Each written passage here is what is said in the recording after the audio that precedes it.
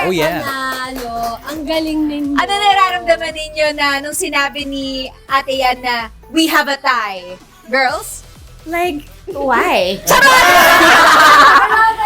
Joke lang. Pero kasi talagang kita mo naman din na, I think if ako yung judge, mahirapan din ako. As in, all praises din talaga kay Jao and kay Paul and kay Coach L.A. Ikaw din anong feeling nung binuhat ka tapos Maninipa ka ng parang Armalite ka na naman doon. Diba?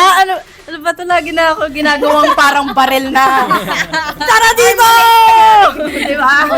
Kabahan na talaga yung Yes. yung kalaban kapag lumabas na yung ganong move ni Denise. Kayo boys, na-pressure din kayo Oo. Nagtanggal ka na talaga ng sando. Actually, nung una, parang may acting workshop pa sila eh. Sabi nila, Tapos nung fight na, ay, palaban talaga. Kahit Pasabog. naka-dress-dress, no? Oo. Diba? Buti nga alerto ako kasi kung hindi, tatamaan talaga ako ni Denise. Sisipain niya talaga ako.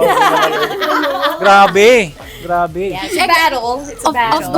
Of course. And ang ganda ng laban ninyo. Pero Yes. yung coaches tahimik lang, pero ganyan na sila. Sabi talaga namin habang nanonood, ano nangyayari sa kanila?